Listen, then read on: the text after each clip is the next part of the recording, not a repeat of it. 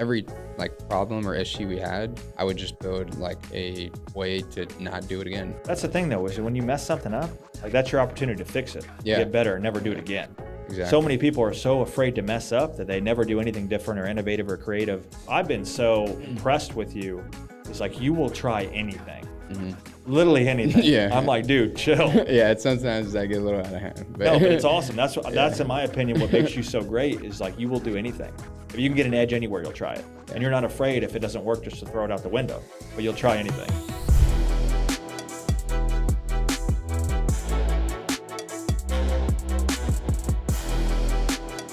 Hey, we're back at the Greatness Factory here in Nashville, Tennessee, the Level 10 podcast studio for the Just Like That, Only Different podcast. I've got Brandon De La Peña in here for today's podcast, and this is a great one. He's a personal friend of mine, but it's been so awesome, so inspiring to watch this young entrepreneur scale in just 2 years in the Medicare space. You won't want to miss this one. We're back, baby. Brandon De La Peña back in the house. What was it, 6 months ago we were here? Yeah, just about. Was it March, April? Yeah. March or April. Crazy story. So we had this podcast 6 to 8 months ago, and it was an awesome podcast. Like, I honestly don't even remember what we talked about, but I remember we got done, and it was like, this was really cool. And then we find out like 12 hours later that none of it recorded. Yeah, it was like 2 hours later. You were like, I think you were scared to tell me. Yeah. Oh yeah. I was. Yeah. And Kyle was filming it, and he was like, dude, I screwed up. And we were devastated for you. I mean, it was just cool, and it was. I mean, I thought it was meant to be. Yeah, it kind of sucked. But six to 8 months later, so much has changed for you. A lot, yeah. You've Honestly, probably the biggest 6 months. Yeah. Progress-wise. I mean, I've never seen somebody grow as fast as you. A lot of people in our industry are starting to notice you at a very young age for doing some really unique things. And just you've hired people, you've done a whole bunch of new systems. You're running a call center basically out of your mom's basement. Yeah. We call it bootstrap basement, baby. So you're doing all these cool things. But we're going to get into all that. Everybody knows how I like to roll here. We like to peel it back. We like to go back to where it all started, back to when you were a little mijo. But before, in case I call you mijo, let's explain that real quick. So you called me. Yeah, go ahead. Or it's just like a Spanish not I guess slang, but like term for like my little boy. Yeah. It's like a term of endearment. Yeah. My grandma calls me. Yeah, mijo you called me a mijo one time or something, and then I've never stopped saying the word mijo. So we're gonna go back though, back to when you were a kid and just kind of understand what life was like growing up as Brandon. And the name of this podcast is Just Like That, Only Different. So really, what I want to identify is what makes you just like that, but only different. And I know there's a ton of things that make you super unique, but I'm sure there's a lot of things from your past. So we're going to peel that back and just get to know you a little bit better. So let's go back. You grew up in Texas your whole life? Yeah. Okay. Corpus Christi, Texas, born and raised, still live there with my parents. Yeah. Never moved out. Corpus, you've never moved out of your parents' house? Yeah, okay. Still there. And how old are you now? 24. 24. Yeah. Okay. Yeah. Corpus Christi, Texas, and then growing up, I mean, you're good family household, or what was family life like growing up? Oh yeah, no, I honestly attribute all of my success to them because I would not be where I'm at because of, they've done everything for me. My grandparents, they live with us actually. Yeah. So my grandparents are like my second set of parents. They did a lot for us growing up. I was very blessed. Came from a very good family. They raised me right and helped me build a good reputation. Yeah. Which has helped, now that I have a career and a business.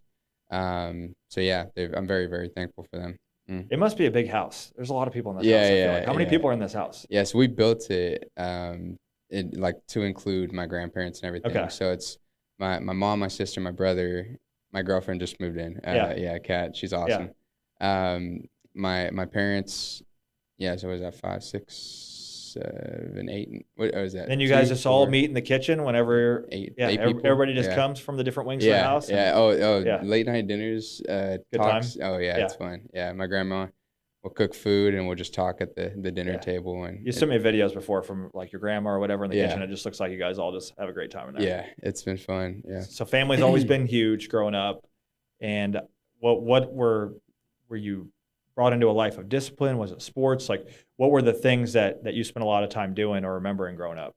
So my dad raised us to be, we were very good, decent athletes growing up, but I'm a 5'8" Mexican, so I didn't go very far. But What'd you play? Well, I played basketball. Basketball is my sport, but I grew up playing all sports. I played basketball, football, baseball, but stuck with basketball, didn't grow. So, kind of got stuck there. Yeah. But my dad taught me a lot growing up about like just discipline and work ethic. And, we used to train a lot and focus on the little things. And I feel like sports really translates to business a lot. Yeah. So. So you are very detailed, very organized, very systematized. Reminds me a lot of sports. Just I feel like every day you're dialed in. So I always talk about Rene Rodriguez, ages 9 to 13. He always talks about how those years were really impactful in your life.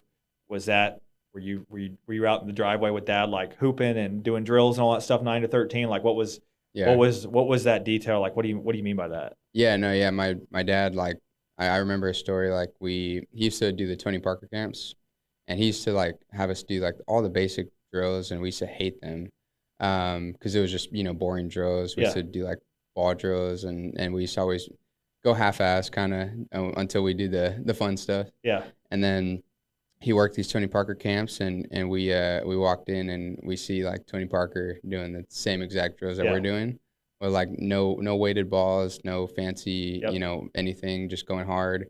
But he's going like twice as hard as we were going, and losing the ball and everything. But being able to see that at like a young age, and my dad like instilling the little things are very important. Now, like in the sales process, we really train on a lot of the little things. So that helps us a lot. Yeah. Yeah.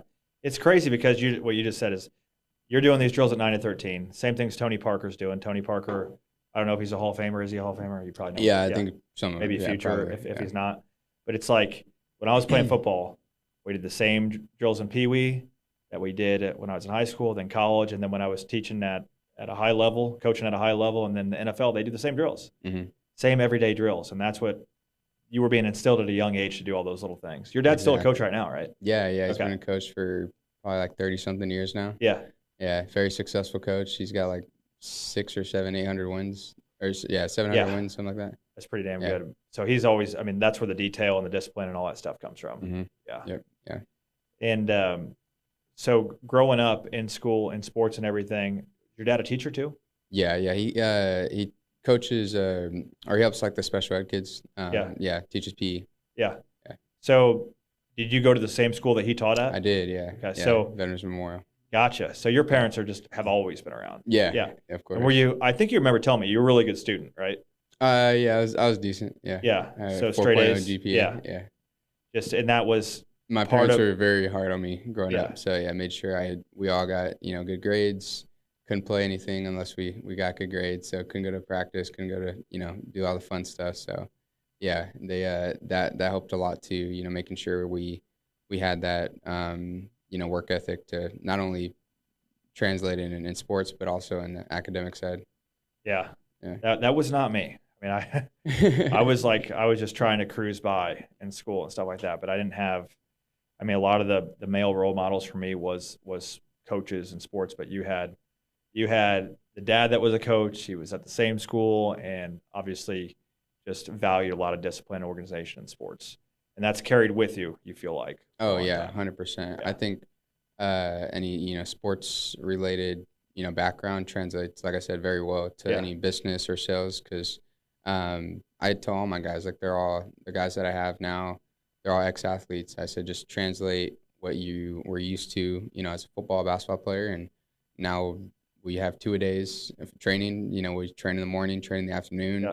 It's the same. You guys are training twice a day right now? Yeah. Yep. Yeah. How much time are you blocking out for that? Yes, we do a morning training every day at 8:30, and then we do it's not mandatory, but we'll do optional training at 9 o'clock at night, 10 o'clock at night. 9 or 10 at night? Yeah. I'm asleep at 9 o'clock. 10 o'clock at night. we got young dudes. But that's the point, right? It's like you guys are doing stuff that people aren't doing. Exactly. And you're getting different results, obviously. That's why, one of our guys, our new guy, he's 20 years old, and I think he wrote 50 apps this month already, and his first official. How old is he? He's 20 years old. Yeah, that's turns 21 in 5 days. That's nutty. Yeah. So for me, you've always been just really calm, cool, collected type of guy. Mm. Where did that come from? I don't know. I think my mom. Yeah. She's the same way. Is your dad kind of like my dad's fiery or not? Yeah, no, they're about the same. Yeah, pretty calm, collected, cool people. You know, they don't really, nothing really bothers them too much. Yeah. You know, they just kind of go with the flow. Yeah, I mean, do you ever get mad? I do, yeah, but not. Yeah, said you were fighting with Cam on the way over. Try not to show it. Yeah. Me and Cameron get into it every now. You're a good poker player. You don't show it. Yeah. I try not to, especially like with my guys, and just try to, mellow out and that's one thing I'm trying to learn as a leader is like how to better communicate to people and also with my brother, like even though he's part of our team, just because he's my brother doesn't mean I can like get on him all the time. You know, I have to just watch how I go about things and watch how I like. That's why he got mad at me this morning because I just he's my brother, so I just had that brother instinct where I just click and flip on him. But I need to dial it back and say okay, hey, what was this, or I don't know. But I do get like as a business owner, it gets stressful. So it's the same thing for me. I mean, working with my wife has been the biggest blessing and the biggest challenge is because how do you separate wife from business partner? Exactly. And how do you treat both of those relationships with respect? So that's a great point that I think is often overlooked. We'll get back to that. I want to make sure we wrap up your childhood. So going through high school, sports, were you successful athlete? I mean, mediocre? I was decent. Yeah. I actually letterman in golf. Is decent a good way of saying like you were good? Does that mean you were good? Like I was starter? okay. I was okay. My brother was really good. My brother, all South Texas MVP. For basketball and football. And my sister was amazing. I think she got like all South Texas something as well. You got the brains. Yeah. That's what I said. My mom always says I got the brains. I was decent. I played varsity basketball, varsity golf. But didn't really.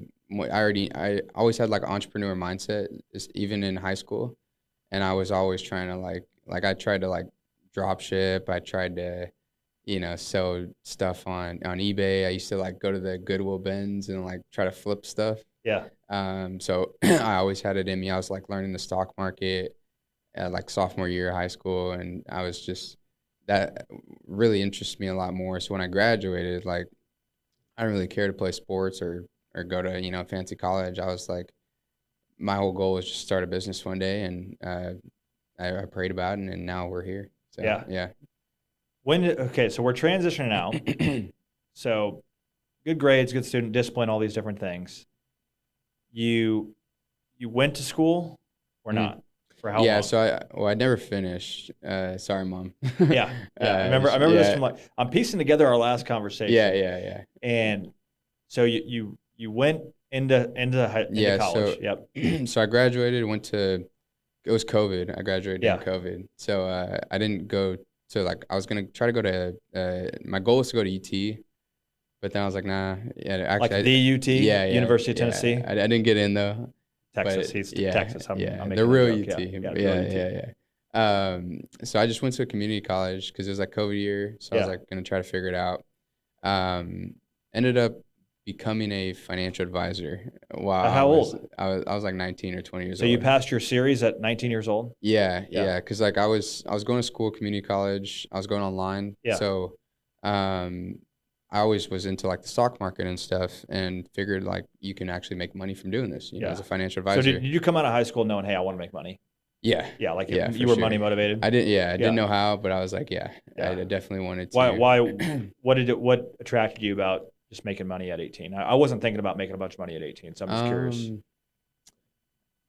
I don't know. I mean, nothing like, I don't know. I just always had this drive to like, to be better. Like I didn't want to do. There's nothing against like the normal 9-to-5 stuff, but I didn't want to do that. I saw my parents come home kind of stressed from work, and I met a few business owners and saw their lifestyle, and I don't know. I always want to just take on the challenge, and it's kind of like a game to me. Oh yeah, for sure. But you realized that at a young age. So you went to college, you became a financial advisor. Yeah. While you're at school? Real quick, what really drove me was reading the book Rich Dad Poor Dad. You read that at a young age? That was the first book I like really read. I don't think I read that until I was like 25. Yeah. I read that like, I don't even know how. I read it like my junior year, and ever since then I was like, really hooked. Junior year of high school. Yeah. I was really hooked in like just saving money, investing in real estate. I was learning about real estate in high school. I had no money to even invest in it. I was just like, that book kind of changed my life. Then I read Think and Grow Rich. That was a good one too. Yeah, I read both of those, and I feel like I got in that obsession stage with those books. Mm-hmm. Same thing. It's just like it triggered my thought process. Like there was something more, there was something different. I was doing it all wrong, and then I just became obsessed with it. So you read those books, and then you became you did your 65 when you were in college? Yeah. So I was going to school, taking online classes. Yeah. I met a guy that was a financial advisor. Well, I knew I wanted to be a financial advisor. So my parents was like, hey, we know this guy that is doing it. Go talk to him. So he said, you actually can get your Series 65 and you can get licensed. You could work with us while you're going to school. So that's what I did. I got my 65, working at a firm, and then didn't work out, moved to another firm, and then they were like under a broker. So I had to get my 7 and my SIE and my 66. So I got all of those. Holy smokes. How was that? Like everybody says that's a pain. Oh my God. Yeah. That's something I was like really proud of. Yeah. But I actually ended up letting them go, unfortunately. What was the culmination of studying hours in preparation for that? Man. Yeah, it was tough. We're talking like months? Yeah. It took me like about a year span to get them all. Yeah. But like they're some tough tests. The 7 is hard. The 66 is hard. SIE and 65 are pretty easy. Yeah. Yeah, but they're you got to. You passed them all the first time? Yeah, most people take like a couple months to study for each one. Yeah. And what'd you do? Took a couple months for each one? Yeah, it took a couple months for each one. Gotcha. Yeah. And then so you let those go. Mm-hmm.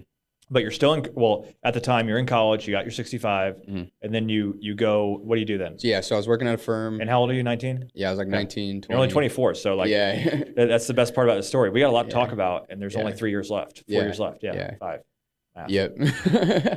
So I left that firm. I was working on another one, but this one I kind of took a step back. Like it was like working under a guy as like an admin role. Yeah. But in hopes of like kind of like an apprentice. Yeah. But I was getting paid like $15 an hour. And to do what? Just to do? Yeah, just do like admin work. Paperwork, yeah. Yeah, I was like, I knew I was better than that, and I just, to be honest, I like didn't enjoy going into work every day. Yeah. Was it just a typical office building? Yeah. 9 to 5? Yeah. And then how long were you doing that? I did that for probably like 6 months. Yeah. I love the people there, but it wasn't for me. Yeah. And I knew I was like, shirt and tie? Bound for something bigger. When's the last time you put on a shirt and tie? Oh yeah, I don't even know. I wore one to a wedding recently, and I was like 2 years old. Yeah. And my girlfriend was like, "Didn't you wear that to the last wedding?" I was like, "Well, we only go to one wedding a year." Yeah, so. It's good for one a year. Yeah, that's all I need. But yeah. Anyways, I was at the firm, making $15 an hour.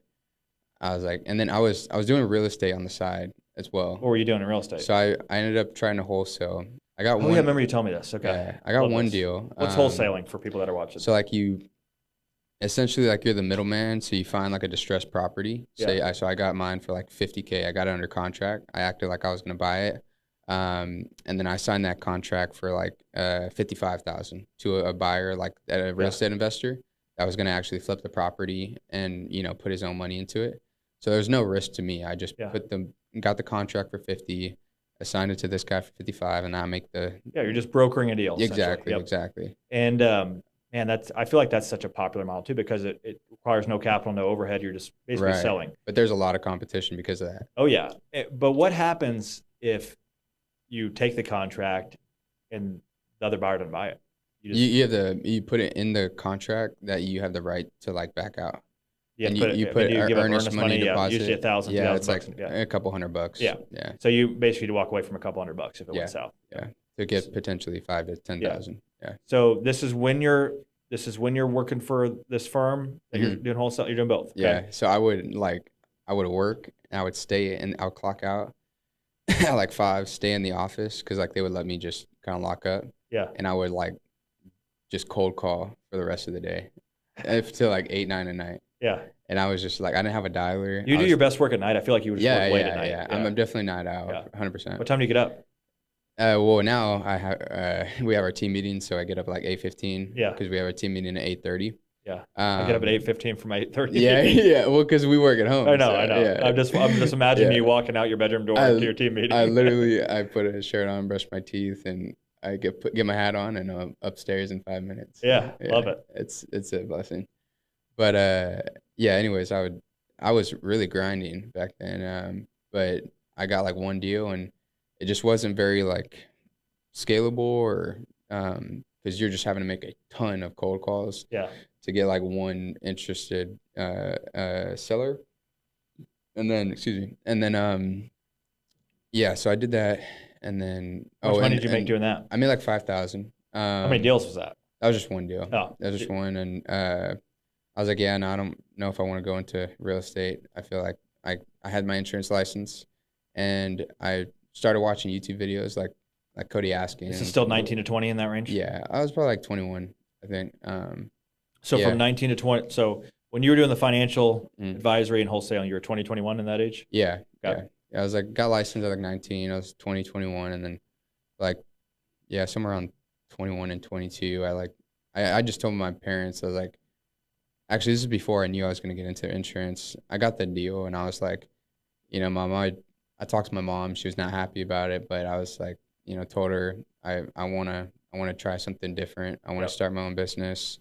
I don't know what it's going to be in yet, but I know that I'm not like meant to be working here or doing this. And she knew the financial advisor that I was working under, and she was like, are you sure you might be making a mistake? Because dude's one of the biggest financial advisors in Corpus. So I had a really good opportunity, and she didn't want me to pass up on it.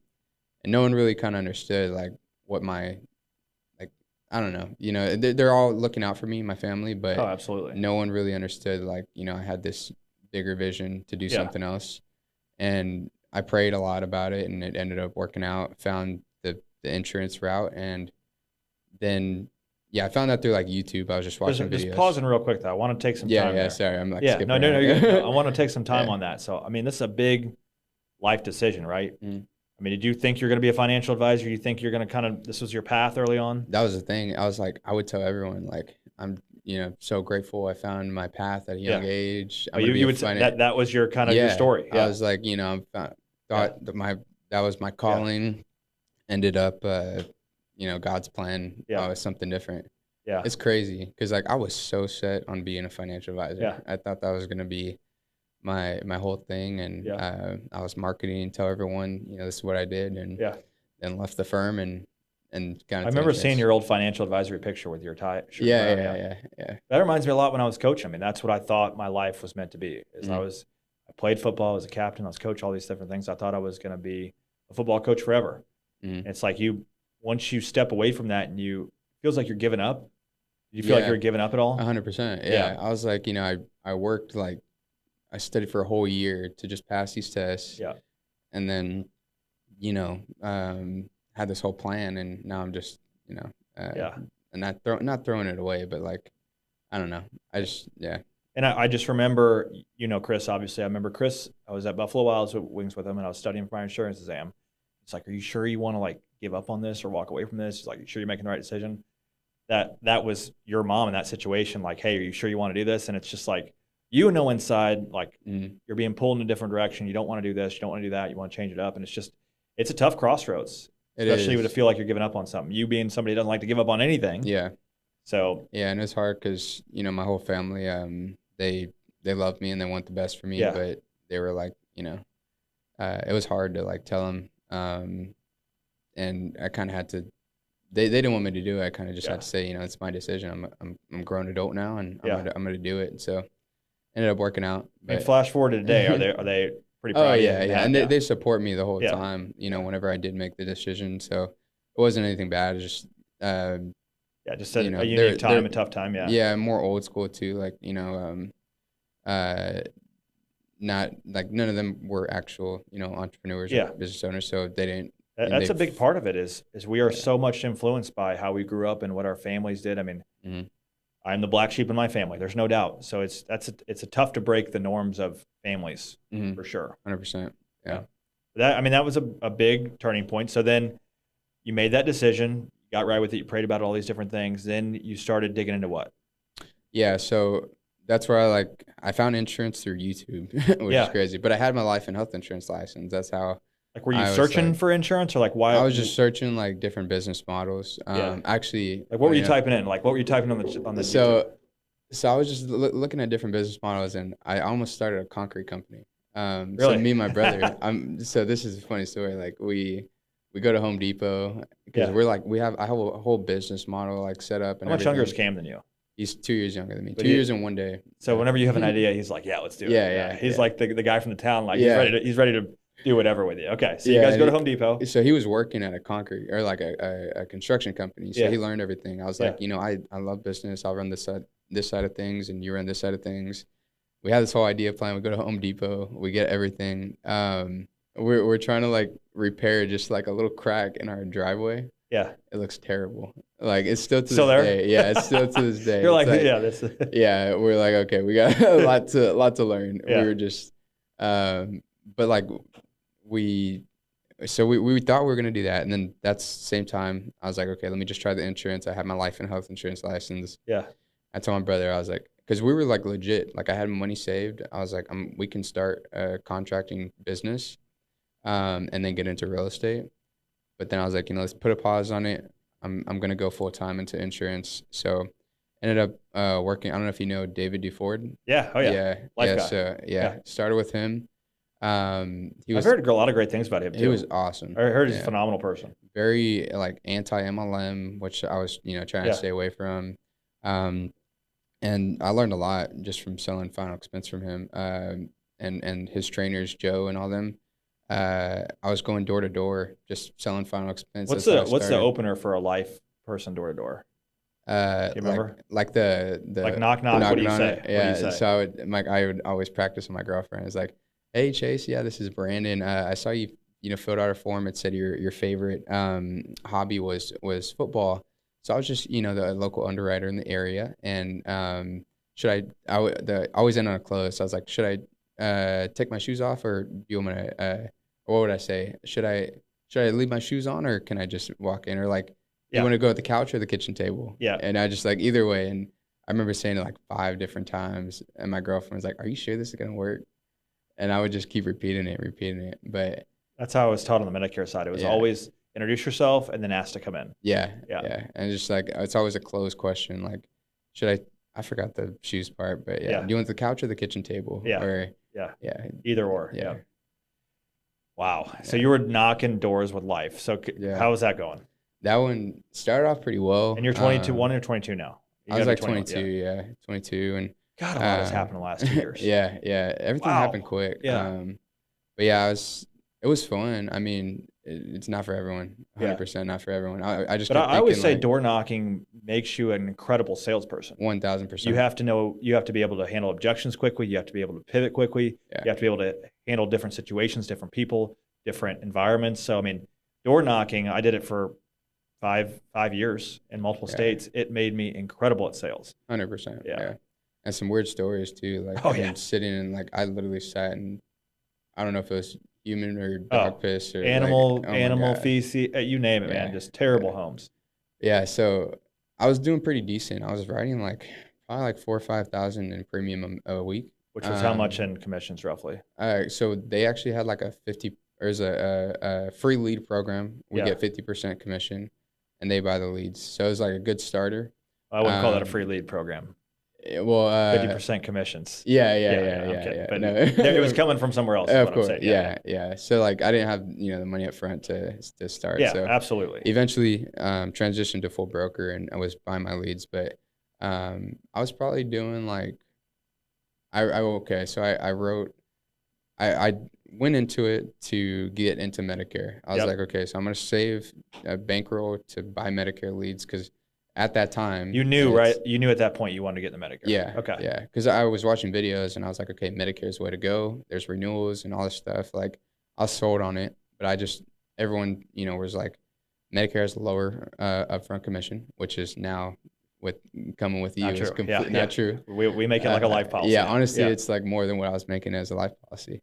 But explain that real quick though. So. Mm-hmm. When you say Medicare, why do people think that? Life has a higher commission, right? A heap. You explain in your words. Yeah. So when you sell life insurance, like the average policy is like $1,000 in premium. Let's say just easy $100 a month, or let's call it $1,000 annual premium. Yeah, easy math. You're at 100% commission. You make $1,000. They front you 9 months, so 75% of that, you make $750 up front. So it's pretty good, up front. But like with Medicare, if, let's say you do a switch during AEP, it was like $326 you would make. Yeah, if you write a Medicare plan, right, and then you make $326. If you write a new Medicare plan, maybe $600. Right. Yep. And then if you do like a switch, like later in the year, like right now, it'd be like $78 because it's prorated. Right. So it's not as high upfront commission, but that's because people don't cross-sell, and I didn't know how to cross-sell then.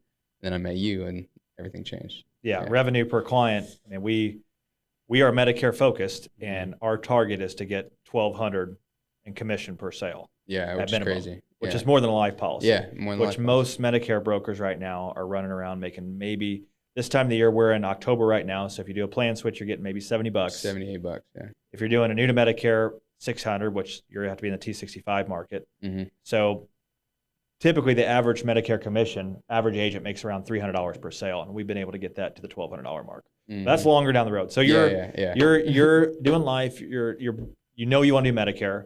So how's this transition working? Yeah, so I was going door to door. The leads dried up in my Corpus area. Yeah. So I had to drive to the valley, and it was like 3 hours. It was like 2 hours south of me. Wow. And I would stay in motels, like the Oyo Motel and Motel 6 and everything. Yeah. What were you making like a week or a month at this point?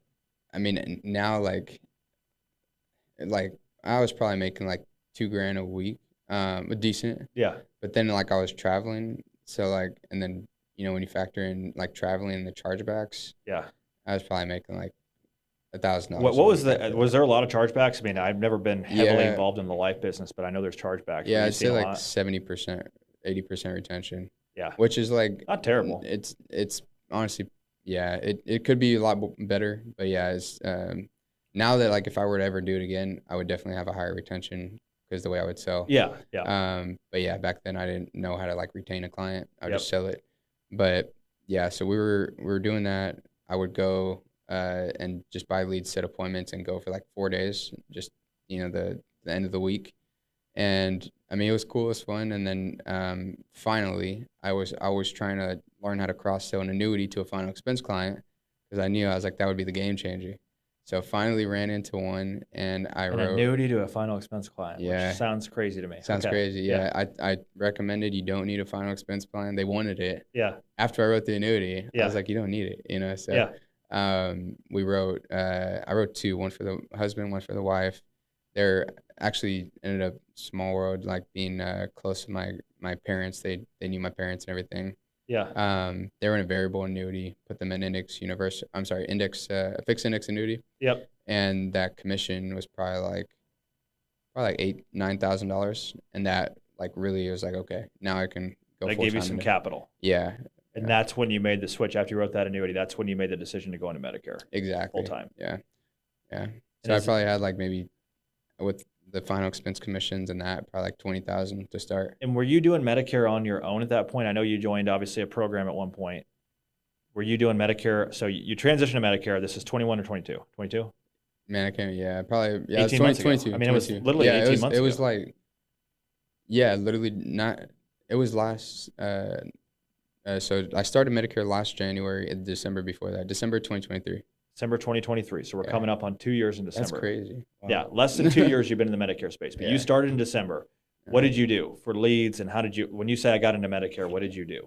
So I started off with buying DSNP leads, like face-to-face. Where are you getting those at? I bought them like FEX toolkits and just different lead sources. So you started buying leads. Direct mail. Yep. Because that's all I knew going final expense door to door. So I bought those. Thought I was doing amazing because I was like, I wrote like 8 in my first week. Yeah. And then half of them fell off. Oh gosh. So I was like, okay, I need to learn like how to market, and I need to learn how to sell over the phone because I knew like that there's guys selling over the phone that are doing a lot higher volume.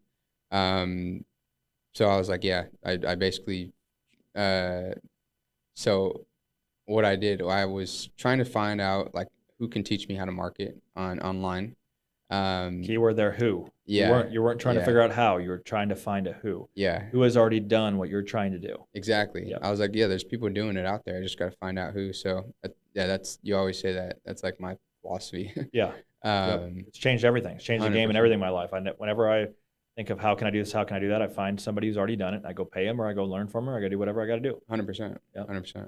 100%. Yeah. So I was looking, and I ended up somehow like meeting with Tracy Lounsbury, taking a call with him because he was offering like a free call for annuity stuff. Yeah. So I'm in his Annuity Giants group, and I took it, and we ended up talking. He referred me to Justin Thomas, and that's how I got into the insurance advertising mastery group. And his group is where I eventually met you. Yep. And that's where I learned how to like market, run my own leads, or run my own ads, and basically build my own funnel to own my marketing source. And it was funny. I learned it all with I had like probably 4 clients on my book of business. It's also wild to me. You learned it backwards, in my opinion. Like you said, you had 4 clients on your book. Yeah. But you knew like this is what I want everybody to take away from this. You're 24 years old, and you've scaled past people that I've been seen in the business for 20 years. Yeah. You're going to hit $1 million in a 12-month run here in no time. And the reason that you've done that is because you didn't waste time trying to bang your head against the wall. You went and found somebody that knew how to do what you're trying to do, and you went and learned from very quickly and early. So you had 4 clients. You went and found out how to market, and so you started marketing. How long did it take you? So we teach a webinar model. You learned a webinar model. How long did it take you to start generating your own leads? So that's the thing is like, so you started in December, and then when did you join this group? So like January. Yeah. So a month later, you joined this group to market. Okay. Yeah. So I started it in January, and like basically locked myself in a room for like a couple weeks and just built it all out. Yeah. And I was like all in. I was like, this is gonna work. Yeah. It has to. Yeah. Because I spent all your marbles a ton of money on it. Yeah. That I barely had. Ended up, I was generating leads, but I didn't know how to sell them. Like I was just pulling up like, what's the difference between Medicare supplement and Medicare Advantage? Before ChatGPT, you were Googling it. And exactly. And I was just reading off of it. And it was actually still kind of working. Like the numbers still kind of worked enough to where I could still run it. But I was getting like future sales. So I didn't make my first actual sale until 3 months after running like my ads. So you went 3 months without any cash flow. Yeah. And not only that, my Facebook account got hacked and spent like $5,000. Did you get reimbursed for that ever? No. That's I was just Usually they give you that money back. That's weird. I didn't have a credit card back then, so it didn't. They didn't. How were you paying? On just a debit card. Oh wow. Yeah. Okay. Yeah, I didn't know. Yeah, I learned a lot. But I just want to unpack this though too. I mean, I just think it's so important. So right away you developed a lead generation system, which I believe and you believe when you can develop your own leads and own your marketing, you can do whatever you want. Because typically in a business, you need more employees or you need more leads. This allowed you to solve the lead problem, and as you hired, you could just turn up the heat, turn up the dial, right? Exactly. Yeah. But even at your particular stage, you only had 4 clients, so you needed more people to talk to. So it solved your individual need as an individual agent and producer that you could bring in more leads. But the next problem you had is like, okay, how do I sell them? Yeah. How do I monetize these leads? That's where I met you. That's where we met. That's where we met, and we really. What we teach across the country and what a lot of people know us for is a lot of different things, but I would say what I'm known for in the industry is revenue per client. How to drive up your revenue per client. Like we talked about, most people take a lead and make $300 on average. We teach you how to make $1,200 per lead. So you started implementing that process. And when was that? So you sold your first lead, started in January, basically, sold your first lead in March or April. Probably like March, yeah. March or April. And then you started learning the sales system to generate this $1,200 per client. When things start taking off for you? Yeah, so it was just, like all the by yourself right now at this point. Yeah, it's just you, mom's basement, slinging it all out, like just trying to figure it out. Okay, this is just you. Yeah, no, I was. That's exactly. Yeah, I was just the future sales kind of started lining up. Yeah. So because I had worked the pipeline and I was just waiting out, kept running ads, and. Yeah, I met you, and it was like from 1 month. It was June. I think I did like $3,000 in commissions. Yeah. July, I did like $17,000. What was the major difference there? Well, a lot of future sales lined up, but also like right around. I think end of May is when I like you sent me your program. Yep. Because it was like back then it was just it like was just on it was a just drive. it was just a Google Drive. Yeah. And it was just, very like black market. Yeah. Here you go type deal. Yeah. I was like, I paid him and he just sent me like an email of it. But once again, you, instead of figuring out on your own, you leapfrogged everybody else by just saying, hey, this guy knows how to do it. I'm going to find the who that knows how. I'm going to pay them the time you paid me. Yeah, I owe you for that still. Yeah, at the time you paid me. And I wasn't going to bring it up. Yeah. No, just kidding. at the time you paid me, and you just said, hey, teach me.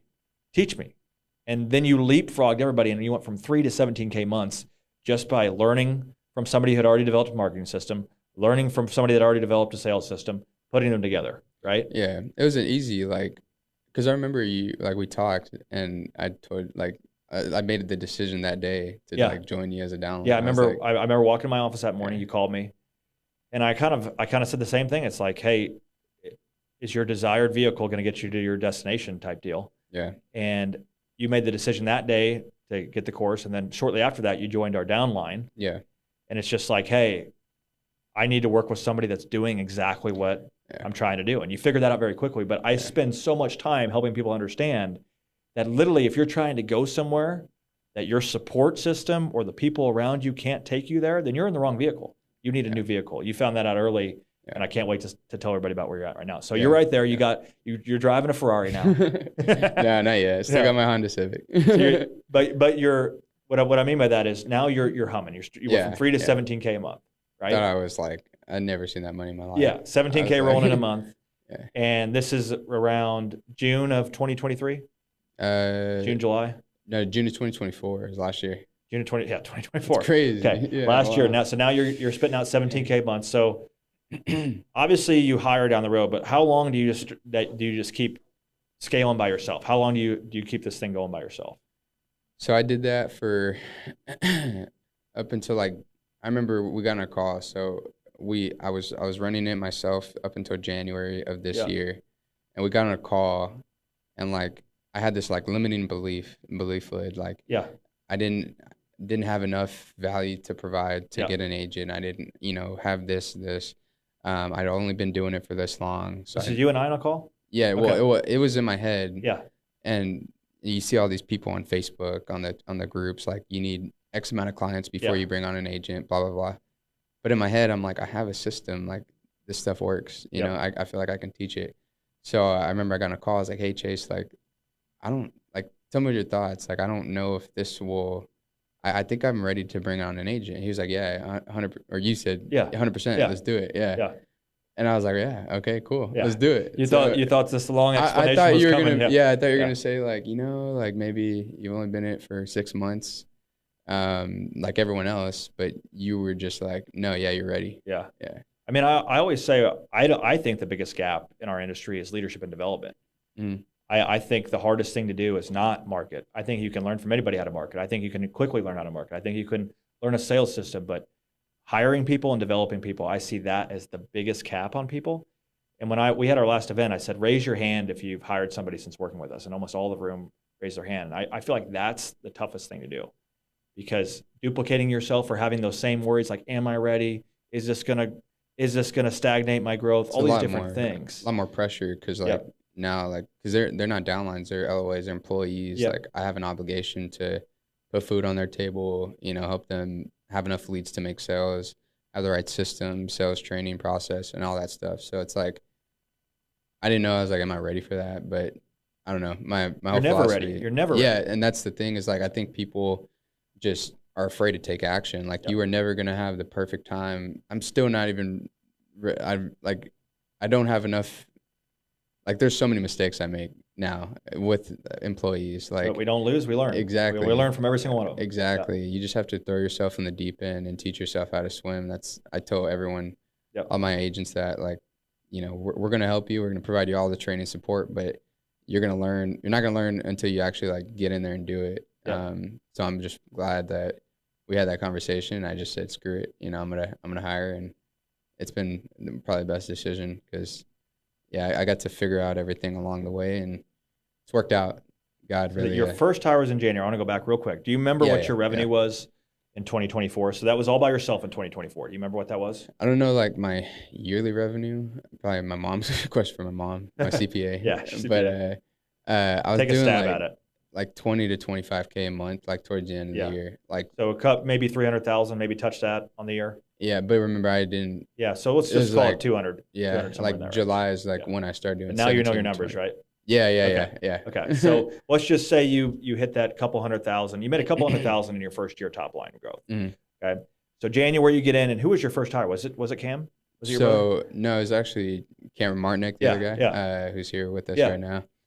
Full disclosure, we got the DLP crew in the house. Yeah, the whole team. We're doing a whole Nashville weekend this week, so it's been good. They're excited. Yeah.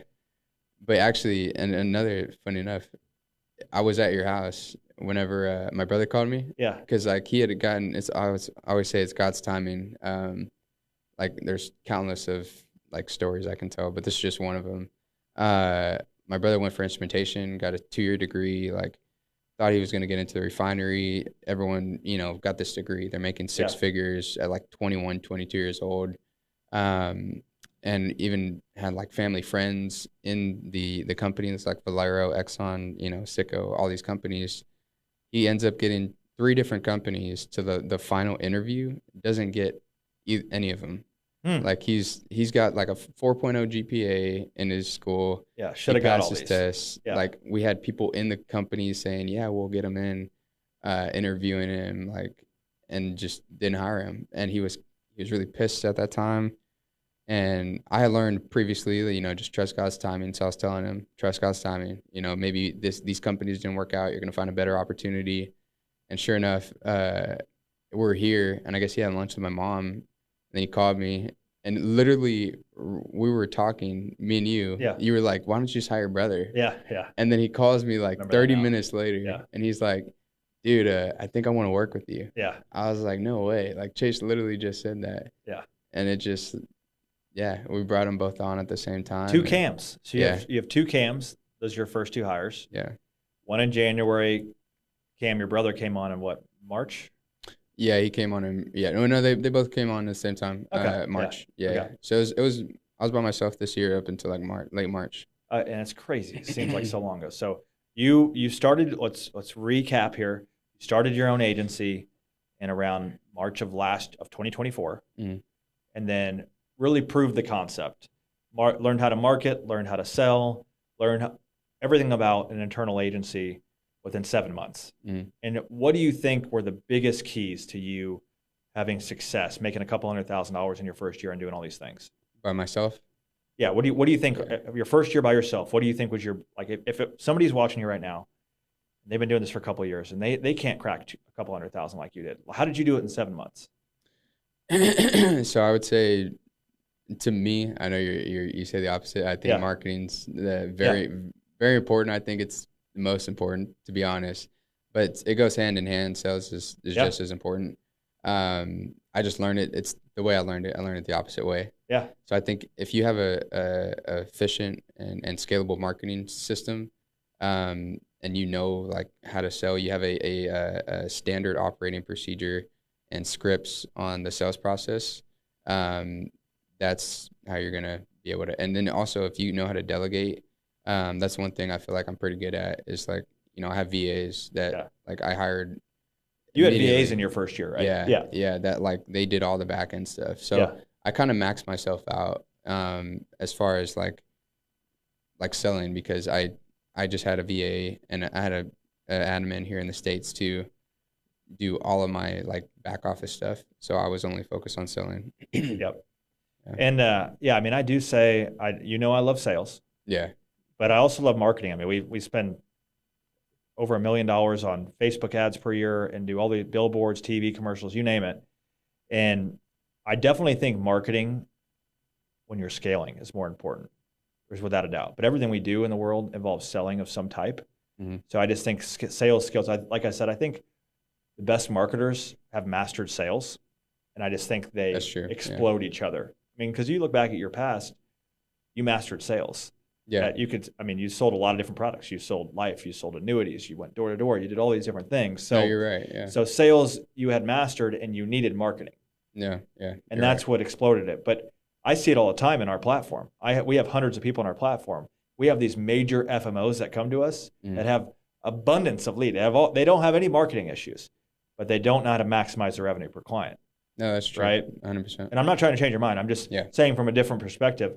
And I don't even know if I agree with myself that sales is more important than marketing. I just think it's when people understand how it works with marketing, I think it's a big portion. Yeah, no, they go hand in hand. Yeah. So we'll kind of agree that they're both just evenly. Yeah, I love them both. I freaking love them both. You got to have both. Yeah, if you want to build a scalable business.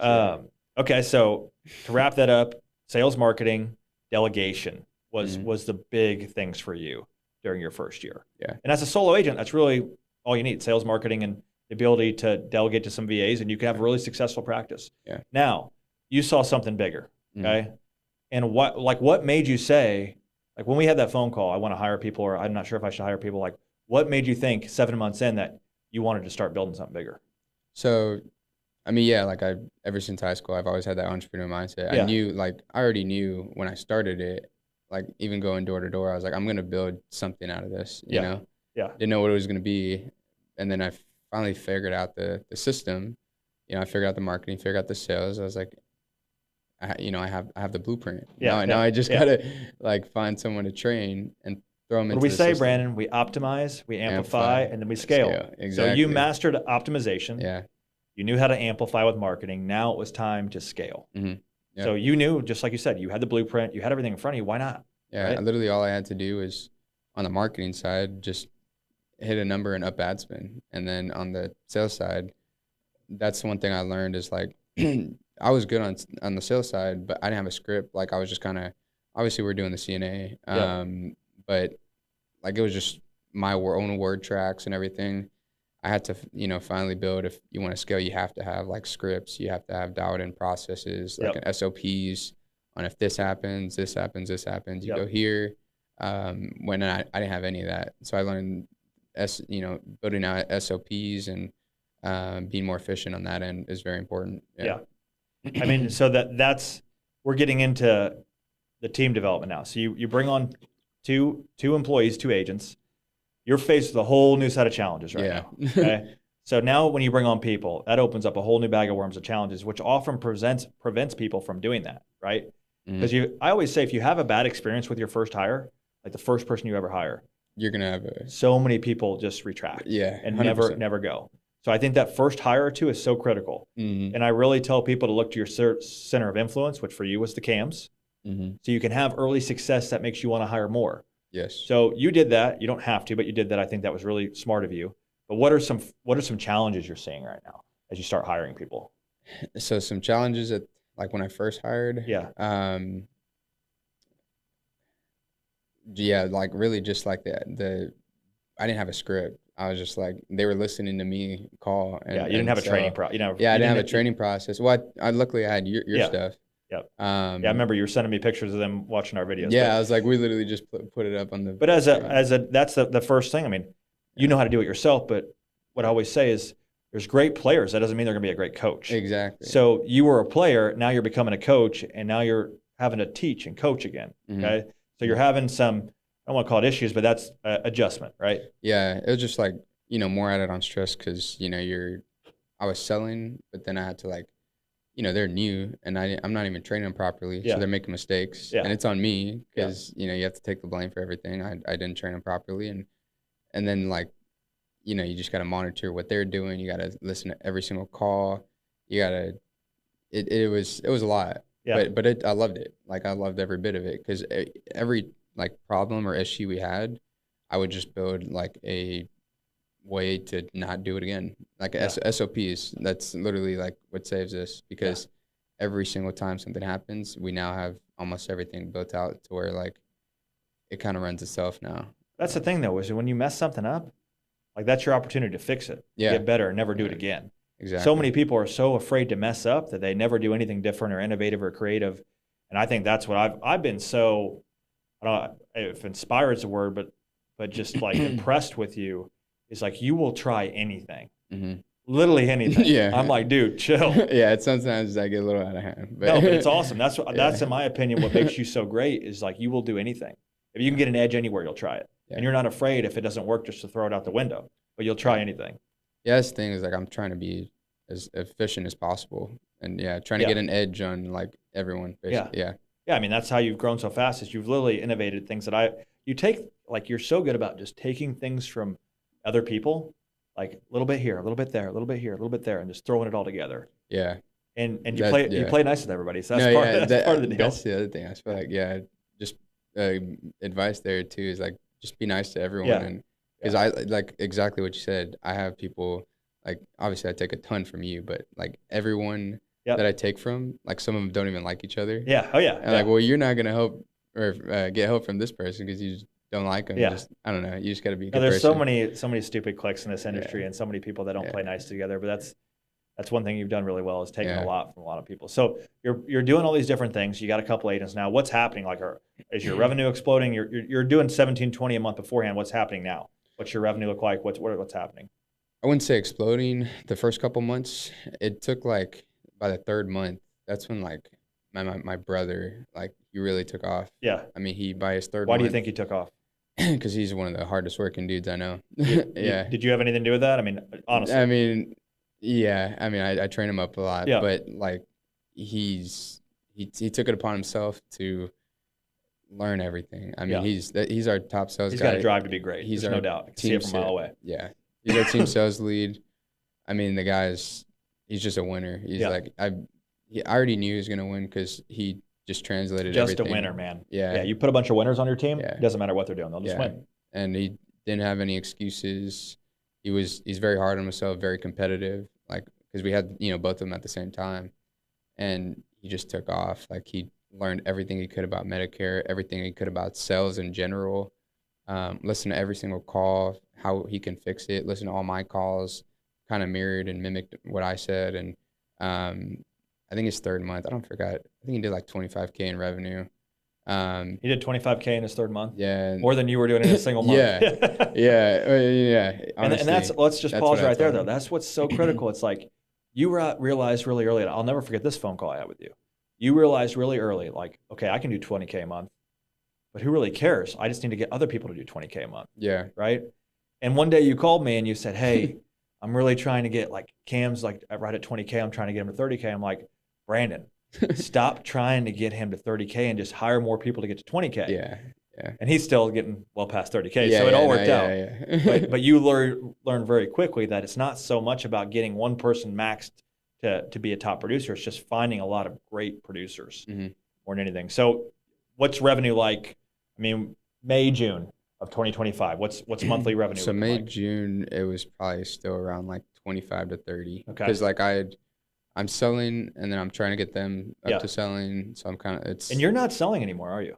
No, not anymore. No, actually, I just sold a policy yesterday for the first time. Which is freaking nuts. Yeah, first time in 2 months. I sold for 8 to 9. I mean, I still sell a little bit. Yeah. Like I sold forever, and you worked your way out of selling in less than 2 years. Yeah.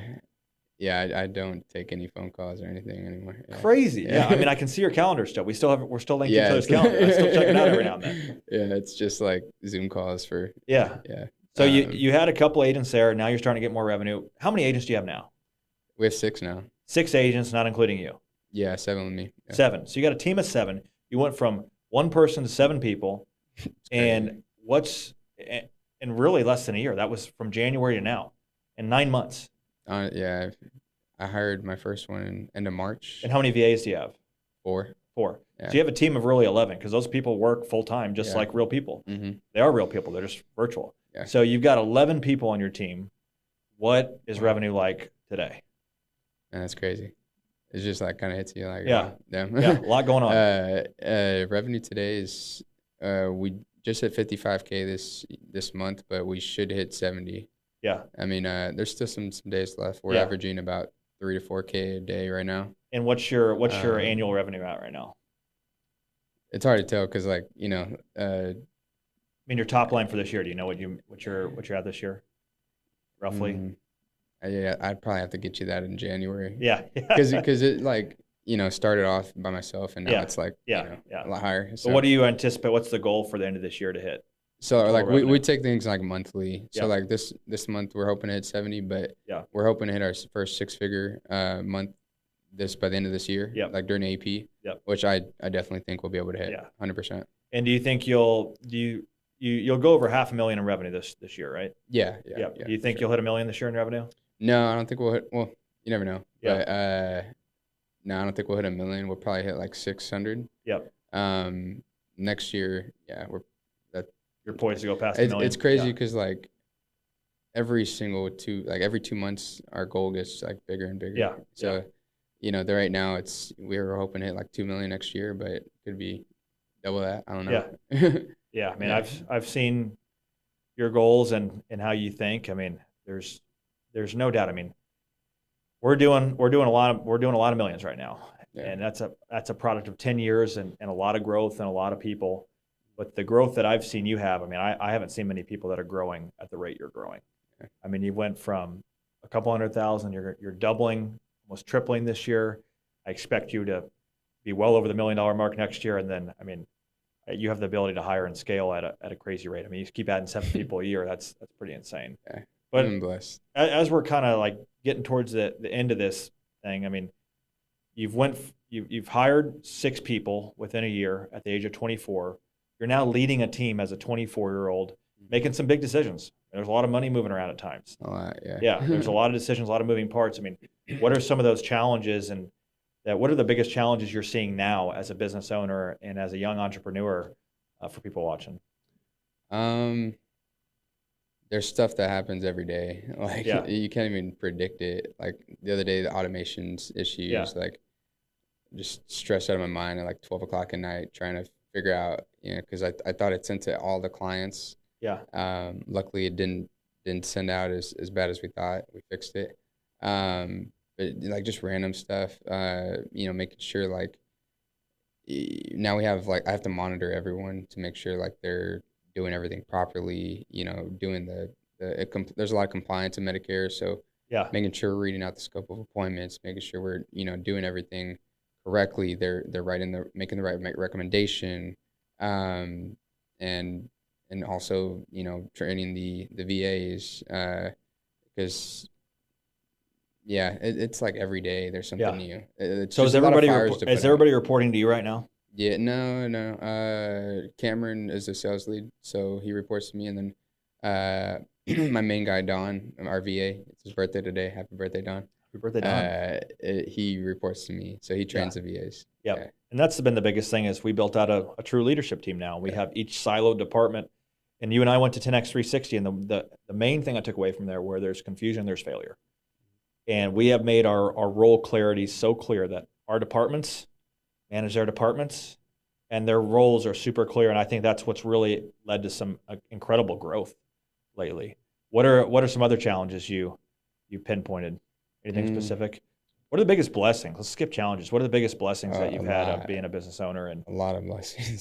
What are just being able to get to where we are at such a fast pace, and being surrounded by like my team is amazing. That's what I'm blessed with, because like my guys. I wish you could meet all of them. They're awesome. We'll get them up here one time. We'll have a nice bash. What about like financially? What's changed in your life? Yeah, I mean, we reinvest a lot in the business. So, a lot of people think that I'm just balling now, and Have you done anything nice for yourself? I went to Target yesterday and bought a new carry-on. That was cool. My girlfriend was proud of me because. Didn't your brother get you a nice watch? He did. Yeah. I don't really like watches. What is that watch? It's a Tag. It's a nice one, right? Aqua Racer. He bought it for me surprised me, because he knows like I'm not very materialistic. I don't like to spend money on myself. So I was looking at it, and he knew I wasn't gonna buy it, so he ended up buying it after I left, and then surprised me at dinner. It was pretty cool. That's awesome. Yeah, it was awesome. Yeah. I wear it every day. Yeah. So I mean, what are the next? I mean, what are the goals? Like, are you comfortable sharing any of the goals you've set for yourself? Like, do you want to build a $100 million operation? Like, what do you see this thing turning into for you? Yeah, that's the goal. Me and my brother, and we share with our team. That's our end goal, is to get not exit, but have the opportunity, I guess, to exit at that evaluation. Setting it high because even if we get 50% of the way there, $50 million. So, how many people do you think you're going to need to hire for that? We're probably the number, I think it was like 30. The revenue per employee, I forget. 250,000 roughly, 37. I don't know. I forget. Okay. I have it on a chart. But what about the near term? Are you? I know you've toyed around with an office building. Like, well, let's go back. You're in your mom's basement right now. Yeah. You're literally, and we're gonna get a picture on the screen. You have a call center in your mom's basement. Like, it literally looks like an office space. You got desks all around there. You got people on the phones 24/7. Like, when are we getting an office? When are we? Are you ever gonna get an office? Like, what's the plan there? Yes, we're looking right now. Hopefully by January. But I don't know because things move fast. My goal was I wanted to live in Costa Rica for a month in January. Yeah. But now like things are moving so fast. I think we're gonna. I don't know yet. We might push it back because I want to get an office in January in Corpus. Yeah.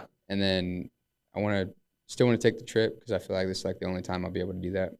And then we're gonna probably move to Austin next year because I want to build a team over there. So I want to get an office in Corpus, have one of the guys run it, and then just more opportunity in Austin. It's a bigger city and place you want to live too. Yeah, lot more like-minded, young entrepreneurs, and a lot of my entrepreneur friends live there. So I just want to, get. That's like what I did. I mean, I moved we got an office in Springfield, Illinois. We got one here in Nashville. I love Nashville. We just duplicated what we already knew worked down here in it doesn't matter where you're at. Exactly. So that's good. So near term, maybe start another satellite office or another office and get some office space and just kind of keep duplicating what works and scaling from there. Sounds like. What's that? You sent me the video of that guy's office. In Florida? Was it in Florida? Sable, the call center? Yeah. I was like, that's what I want. Yeah, big call center like that. Yeah. It was a really cool operation. Yeah. And that's what we've kind of built out in Dixon. Wait till you see that. It's pretty cool up there. Awesome. I mean, I have no doubt. I mean, I'm a big buyer of Brandon and believer in Brandon. I've worked with a lot of different people. I've never seen somebody's bootstrap. When we say bootstrap, I call it the basement bootstrap. So bootstrapping is no loan, no capitals, no nothing. You use your own money and bootstrap this thing. Yeah. And you're now building $1 million operation from your mom's basement. So, I mean, in my opinion, you should be very proud of that. And not a lot of people have done what you've done already in 2 years, 18 months. You're only 24 years old. So I can't wait to do this again in like 10 years. We're going to end this thing with the fire round, baby. The fire round. Let's do it. Yeah. Just some questions about Brandon. So, I mean, when you're not doing business, like what do you like to do now? Like, what are your hobbies? I got asked that question a couple of days ago, and I couldn't even answer. Yeah, it's tough. I was like, man, that's embarrassing. Well, I like to golf. Yeah. And I hang out with my girlfriend and my family. I was gonna say, you better throw that girl. Yeah. She watches this and you don't say her name. That's not good. She'd be pissed. I love you, Kat. There you go. Exactly. Just put that in short right there. That's pretty much it. I like to golf and I work a lot. But work to me, it's like that's my hobby. Yeah. I just all of them. I work with a lot of my friends too, so it's like all your best friends work with you and all that stuff. So it's best piece of advice you've ever gotten. Only take advice from people who are in a position that you want to be in. Yeah, love that. I live by that one too. You talked about your favorite books. Any other books you want to mention? The Hormozy book that just came out is really good. Is that good? Yeah, I'm reading that. The Think and Grow Rich, Guide to Wealth and Happiness by Almanac, or Naval Ravikant. Yeah. The Almanac of God, something like that. Naval Ravikant is the author. Yeah, that's all I got. Yeah. Love it. How to Win Friends and Influence People is good as well. Yeah. Yep. Can't say me on this one. Oh, and Dynasty as well. Dynasty, baby. There you go. Dynasty. Big plug, Dynasty. Mentors, and you can't say me. So mentors that you've had in your life. My parents for sure. People in the insurance space, I'd say guys like Christian Brindle, Justin Brock, guys that put out a lot of content, Cody Askins. I watched a ton of their stuff when I first got in the industry, and it helped kind of steer me in the right direction. Alex Hormozy, huge. Yeah, I mean that's Dan Martel, right? Yeah. Buy back your time. He's a huge one. Yeah.